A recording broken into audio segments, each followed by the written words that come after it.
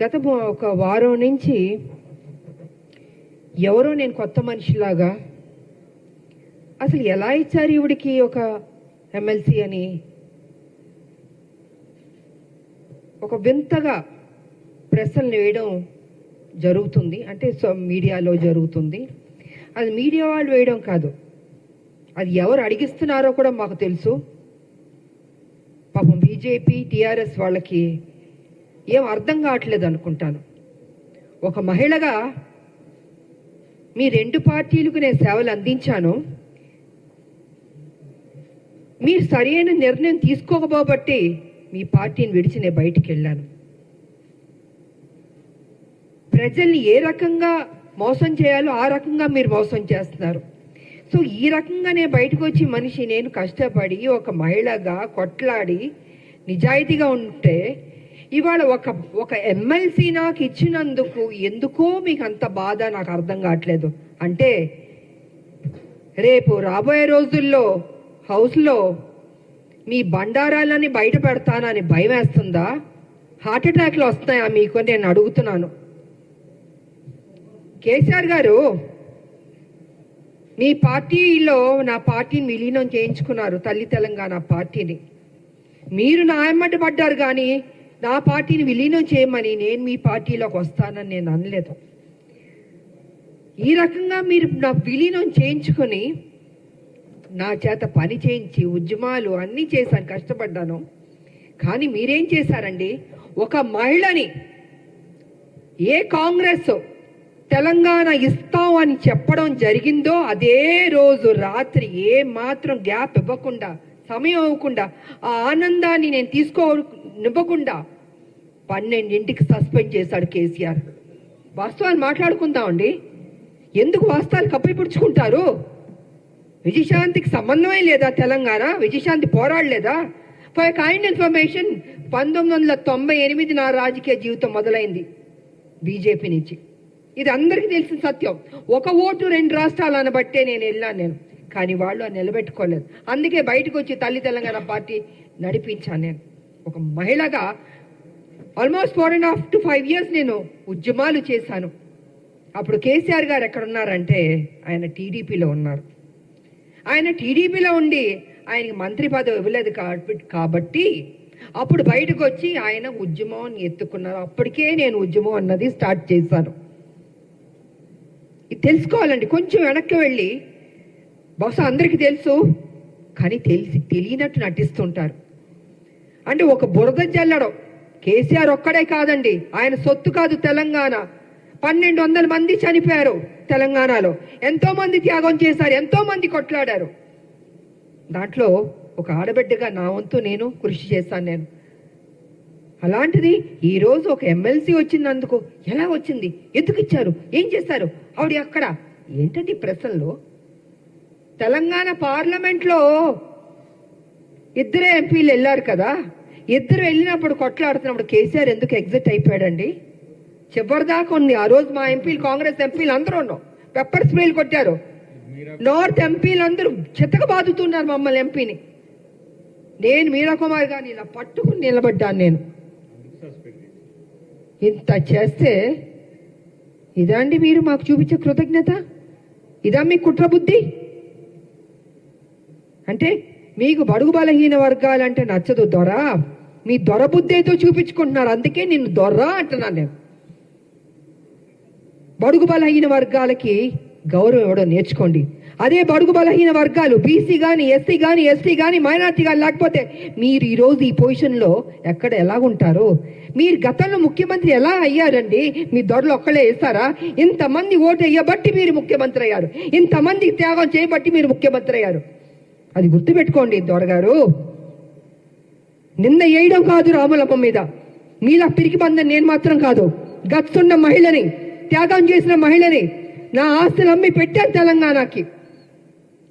ప్రతిరోజు మీరు నన్ను అవమానించారు, నాతో పని చేయించారు, నేను ఉద్యమాలు చేశాను. నా పార్టీ, నా తల్లి తెలంగాణ పార్టీ ఉంటే మీరు హింస పెట్టి ఆ రోజు జయశంకర్ గారిని నా దగ్గర పంపించి విలీనం చేయండి అని చెప్పింది మీరు కాదా?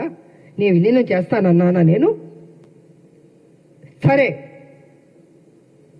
ఇద్దరూ తెలంగాణ కోసం కొట్లాడుతున్నప్పుడు వేరువేరుగా వెళ్ళకూడదని ఒక దీంతో పెద్ద మనసుతోటి నా పార్టీని నేను విలీనం చేయడం జరిగింది. అంతేగాని వేరే ఏదో ఆలోచనతో మాత్రం కాదు.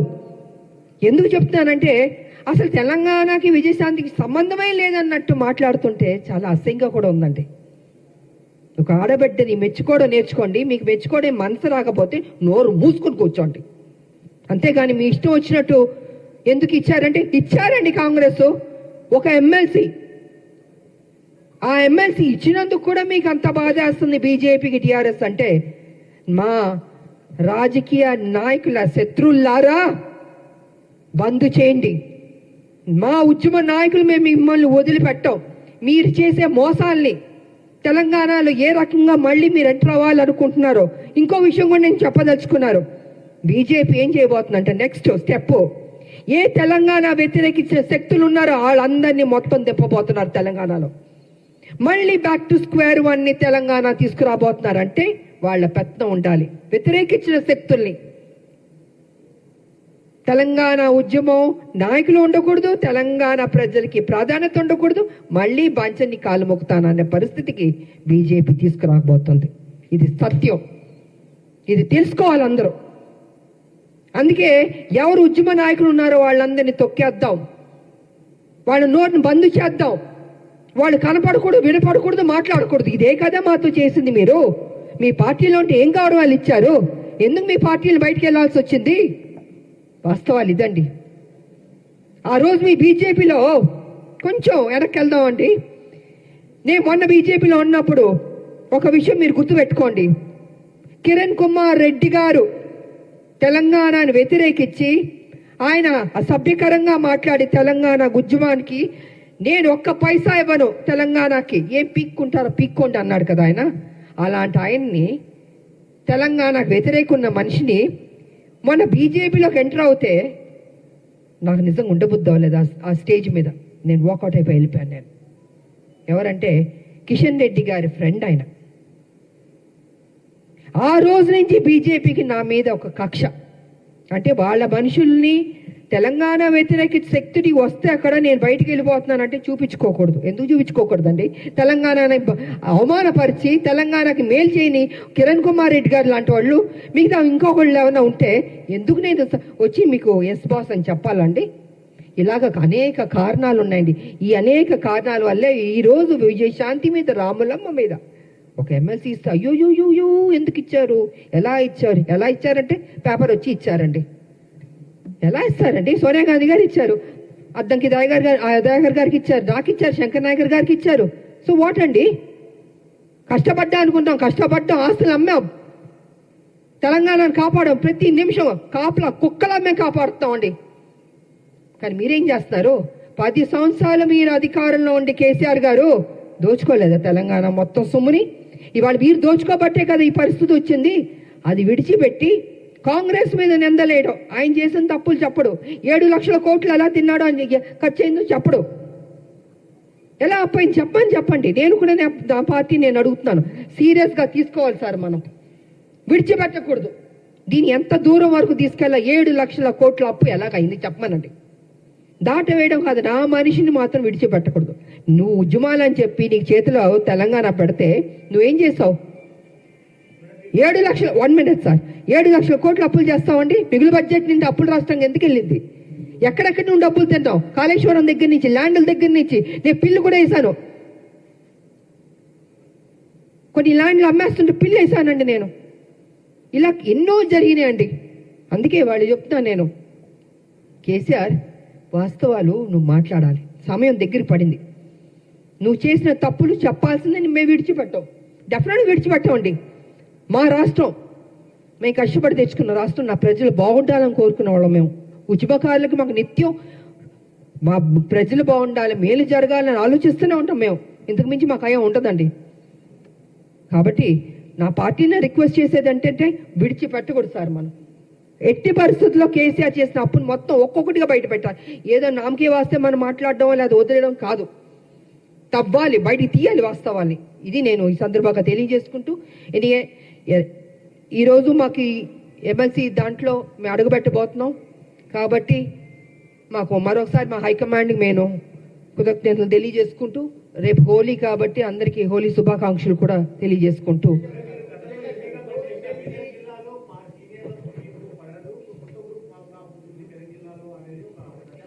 నేను చెప్పనండి. కేసీఆర్ గారు అక్కడ వాళ్ళ ఎంపీలు ఉన్నారు, వాళ్ళ ఎమ్మెల్యేలు కూడా కొంతమంది ఉన్నారు కదండి. ఇలాగే ప్రెస్లో చెప్పించే వాస్తవాల్ని కప్పిపుచ్చి అవాస్తవాల్ని ముందుకు తీసుకొస్తున్నాడండి కేసీఆర్. నాకు అక్కడ ఉన్న వాళ్ళకి ఎవరు పడలేదని మీకు ఎవరు చెప్పారు? మేము చెప్పానా? లేదా అక్కడున్న మా కాంగ్రెస్ వాళ్ళు ఏమన్నా చెప్పారా? ఎవరు చెప్పలే కదండి. ఇప్పుడు ఎమ్మెల్సీ ఇచ్చినందుకు కూడా ఏంటి అని ఆయన కదా స్ప్రెడ్ చేస్తున్నాడు, ఆయన కదా ఈ రకంగా మాట్లాడుతున్నాడని మీకు తెలీదా అండి? మీ మీడియా సోదరులకు తెలీదా? నేనేం పని చేశానని 1998 నుంచి పనిచేసింది తెలీదా? 28 ఏళ్ళు ఎలాగా పనిచేశానండి? పార్లమెంట్లో కొట్లాడిని తెలీదా? ప్రజలకు తెలీదా? మనం నా నోరు మీరు మూయొచ్చు, మీ నోరు నేను మూయొచ్చు, కానీ ప్రజలు చూస్తున్నారు కదా. ప్రజలకు తెలీదా రామలమ్మ ఏ రకంగా కష్టపడిందని? వాట్ ఇస్ దిస్ అండి?